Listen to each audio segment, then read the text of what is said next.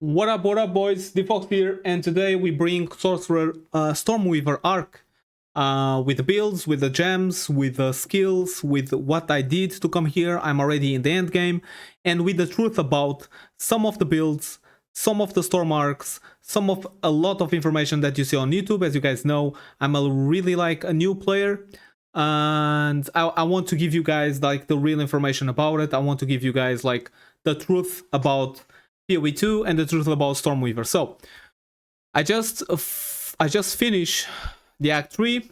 I start my end game and I realize my Stormweaver arc was like losing a lot of mana. My Stormweaver arc was not doing damage. I tried to search for some builds. I did adapt one of the builds to my own build, and I'm a new player, so who am I? But I realized one thing. Stormweaver arc is not a character that you just start to play and clear everything. Okay, it's not a ranger. It's not monk. I do know that monk is really hard in the beginning, but in the end game or even Act 2, Act 3, you feel that your character is powerful. That doesn't happen with Stormweaver. That doesn't happen with Sorcerer anymore after the nerf of the Comet. I do know that Stormweaver and endgame tier 12, tier 13, tier 14 and stuff like that is like one of probably the strongest characters that you can ever play. Although the way that you need to pass, the truth that you need to pass till you achieve that level is really hard. It's really painful. You need to put a lot of hours in Stormweaver in order to make him good. I'm still tweaking after days and days of farming. I know that I'm a new player, but that doesn't mean that my opinion is lacking. Okay, what I mean with this, a lot of people will start to play the game, and we cannot have like the difference between one class to another. Okay, like when you see, and I can drop you guys some videos. When you see like one range just finishing Act 3 and starting with tier 6 keys. And you cannot do that in Stormweaver. You will find some people on YouTube that can say that you can do it, but it's a lie. You can't. And I ask you guys to do the challenge that go and see the stats that the people are doing the builds and the guides, and you realize that they are level 80, level 90, and most of them with years of experience in PoE2, and most of them with a gear that is completely overpowered. So I reached like Stormweaver. I reached like Stormweaver endgame, and I start to look for my the Everlast Gaze. The Everlast Gaze, and I will explain you guys in the talent tree in a second. And as well, like all the skills gems, all the stuff is really important that you guys understand, and you guys can see in the screen how I'm cleaning right now. I was not cleaning like that, and that is just a tier 1. Some of them blue and some of them yellow, but it's just tier 1. And I tried to find my everlasting. One of my friends helped me with the exalted orbs because I didn't have enough, and I was like lacking on mana, lacking on damage, all of the big deals. But when I got everlasting, I got my point into Eldritch Battery to give me like convert me the energy to mana, and then I have my point in Arcane Intensity that change my spell damage per spell trade another mana for 3% of spell damage, and that helps me a lot. Although till I got my everlasting was painful, and when I mean painful, like really painful. I'm using this build that it's not like a full build copy from a guy. I think is Rage Spirit. But I'm using some of this part of his build, and another part is my build. Another part is my build, okay? Because like I say, I'm a new player, right? And I do find interesting that like one of the nodes that is really, if you are playing Stormweaver and if you are just like starting doing the same steps as me, points that will be interesting for you, and let me tell you, really interesting, is all about the mana. And you can copy my build, it's fine. It's not a problem.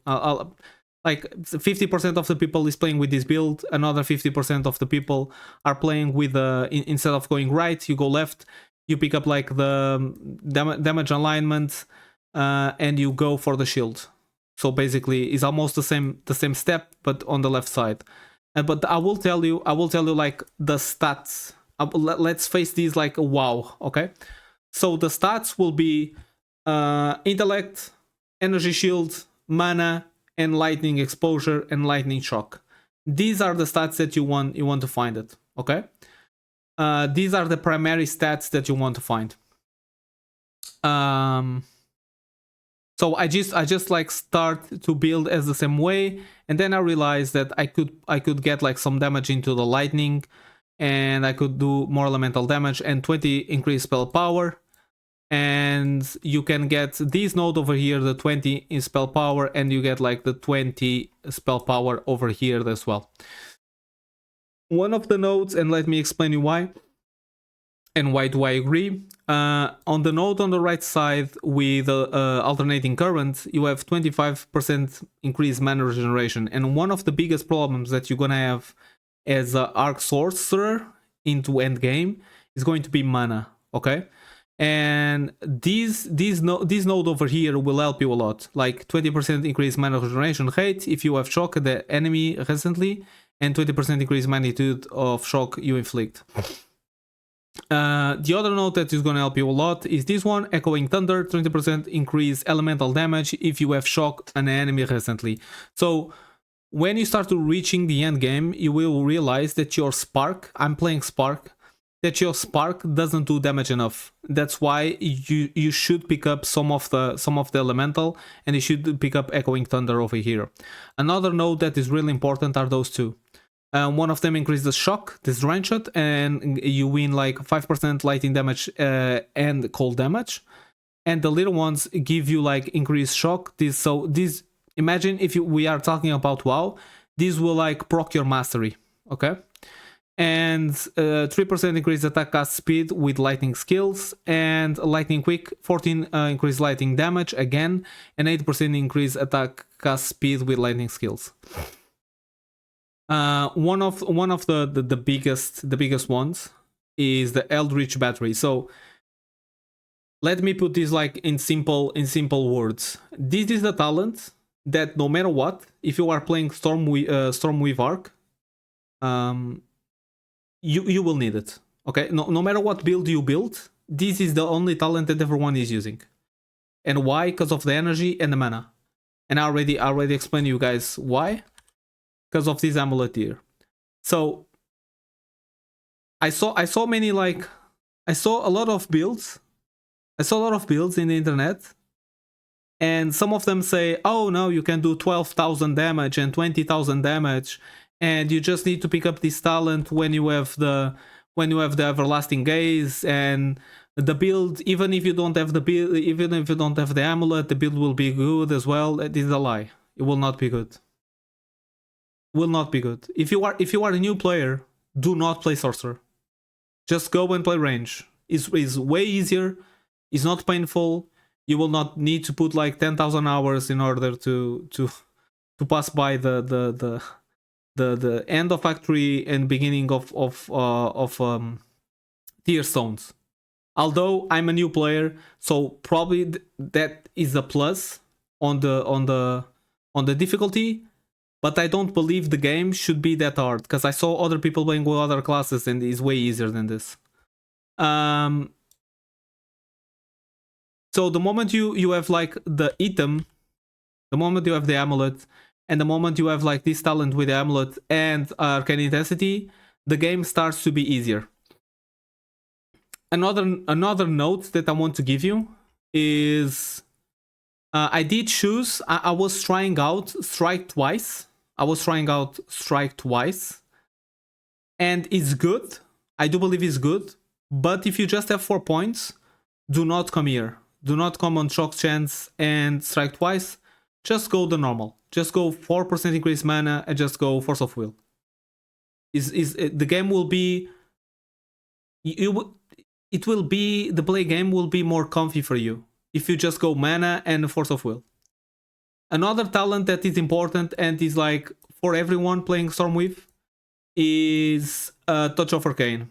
So these 4 nodes over here, Mana Regeneration, Arcane Surge, and Touch of Arcane, that basically is 40% increase effect of Arcane Surge on you. That's basically mana and cast speed. This is one that every Arc Stormweaver has. Everyone, all of them have this point. All of them have Arcane Surge, all of them have Eldritch Battery, and all of them have Arcane Intensity with Azure Amulet Everlasting Gaze. So, and you guys can ask like, Fox, yeah, but okay, but I can play a Spark, Sorcerer, and like clear the content. Yes, you can do it, but it will be harder than any other class. If you are Sorcerer at level 40, just continue, push forward, play forward, push through the difficulties, and eventually when you start getting the necklace, the amulet, when you start getting the Eldritch Battery, when you start getting the Arcane Intensity, when you start to getting the Touch of Arcane, the game will be easier. Things will flow easier for you, although it's hard. Okay, let's trade for the spells. What I'm using: Sigil of Power with Ingenuity, support skill have 30% increase cooldown on recovery rate. If I want to spam this in a boss or something. Second Wind, so I have 2 charge. Lightning Wrap, this is like really good to clear maps. You guys can see in the video as well. This is really good to clear maps. You have support skill, we have Magnifying Effect, support skill have 40% more area effect, and Overcharge, 70% increased magnitude shock inflicted with the support skill. Support skill have 50% less shock duration, is okay, it's not a problem for you. Lightning Conduit, I do have Lightning Conduit, but to be honest with you, the time that I use Lightning Conduit is almost none. So if you don't want to play with this, you can just like get him out. It's not really a spell that you spam that much with Spark build or even with Arc build. Mana Tempest, this is a huge one. Let me give you a tip. Remember, boys, you guys need to have the jewel in order to put like 1, 2, 3. Okay, you need to have the jewel. So Mana Tempest, Premeditation, Murderous Intent, and Inspiration. So Premeditation, a skill empowered by support skill, deal 50% more damage. That is huge. You're gonna use a lot, Mana Tempest. Murderous Intent, skill empowered by support skill F, Culling Strike. That is really necessary. And Inspiration, support skill F, 40% less cost. And Mana Tempest consumes a lot of mana. Not just Mana Tempest, but when you proc Mana Tempest and when you use Spark inside of Mana Tempest, will drain your mana out. Conductivity, you just use it on bosses. Normally don't use in packs, but you can use it. So I put the Ignite Curse to give you more effect, 25% effect or support curses, and Focus Curse from zones, skills erupt after 30% reduced delay. So both of them to go up and go further. Archmage, I'm trying to figure out what is the gems that I'm going to Archmage. As you guys know, we are in early access and most of the gems are not available for Archmage. Although I have a trick here that is till Act 2, till Act 3 of Corruption. Till Act 3 of Corruption, you do not have 100 spirit. You just have 60 spirit. So, and this is really important. This is really important. So in order for you to use Archmage till Act 3 Asbot, I can even show you guys. You can get your 100 spirits in Act 3 Corruption. In Act 3 Corruption, come on, man. Okay. Here. Yes, there. The Azak Bog.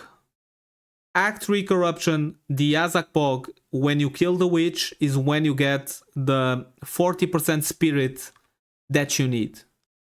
And why I'm telling you this?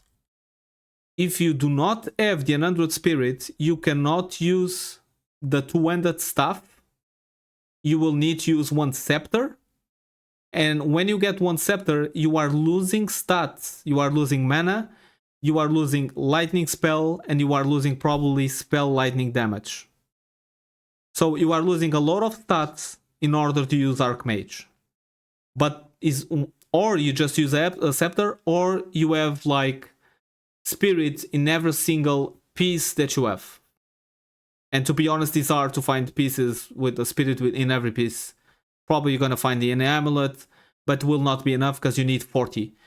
Because you need 100 to use Archmage. Okay? So my advice to you is really simple. Is go and act 3 corruption before you finish the acts, before you finish the corruption and go to the end game. Do the Azak Bog and try to kill her and get the 100 spirit and instantly equip the stuff. Okay? Continue. Frost Wall. Sometimes I do use Frost Wall, not all the time, but when I need to save myself and defend myself, I do use Frost Wall.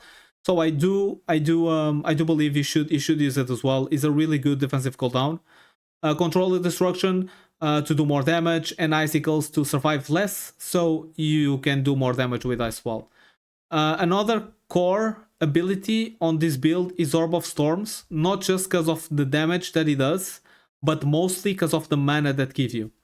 So you can use Light Exposure, that's going to give light exposure to the mobs, is exactly what I'm saying. And you should use Font of Mana, that this is the purpose of Orb of Storms, mostly in Spark build, is that you use Orb of Storms like a Font of Mana. And what it does is like Font of Mana of Sport skill, granting 40% increased mana regeneration rate to you and your allies. So this is pretty cool. This is one of the core abilities. And then we have Spark. And in Spark, I'm using Arcane Tempo for the cast speed. I'm using Unleash for the damage and for the seals. You have like two times Sparks. And I'm using Lightning of Mastery just to tweak up and give you like one level of support lightning skills. Although, and let me give you other advice, boys. It's really important in the beginning and act, and do not do the same mistakes that I did. I know that I'm learning, but do not do the same mistakes that I did. It's really important that you guys get like the shield, because when you are in finish Act 3 corruption and you want to finish just the campaign to go end game, it's really important that you have life enough to survive the damage. Okay?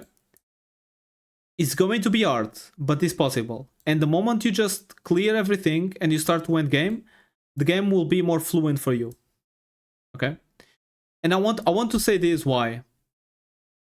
Because I really do believe people try to find guidelines for them to play PoE. PoE is not easy game. I do agree with Asman. I do agree with Kripke. PoE is not easy game. It's not like it's an easy game if you play even playing Ranger, even playing Invoke Monk, even playing like the most easy classes is not a normal easy game. Is hard. It's a hard game. And even if you find other builds, and even if you find this build, even if you find other builds in the YouTube and stuff like that, sometimes the build will not work with you. Okay? Sometimes you need to research. Like look at my YouTube channel. I start with Spark with Fire. Then Spark with Fire at some point in Act 2, Act 3 was not working, was not doing damage. I tried to Comet. Then Comet got nerfed to the ground. And I know that someone is like doing Cast on Death. But in order for you to do Cast on Death, forget about it. Spark is already a difficulty. Cast on Death with all the items that they will need is insane. And then I changed to Arc Storm.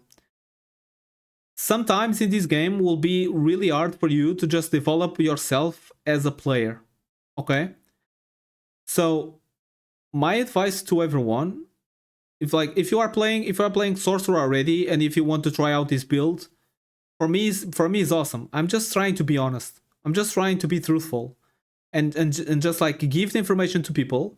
Like probably new players. I know that we're gonna have like a lot of PoE Andes, but just to new players, if you are starting in PoE, go Ranger Monk. do not come Sorcerer. I'm telling you, do not come Sorcerer. It's not the easy class for you to play, and you're gonna enjoy the game way more playing other class. I hope you guys enjoy the game, enjoy the video. I hope you guys enjoy the game as well. It's a really cool game. I'm loving it. Even with all the difficulty, I'm loving the game. I'm loving the game. I'm playing. I'm having a really good time. Although, yeah, we are in early access and we're gonna see a lot of things change. And I hope you guys enjoy the game. I hope you guys enjoy the video, and I see you guys in the next one. Peace.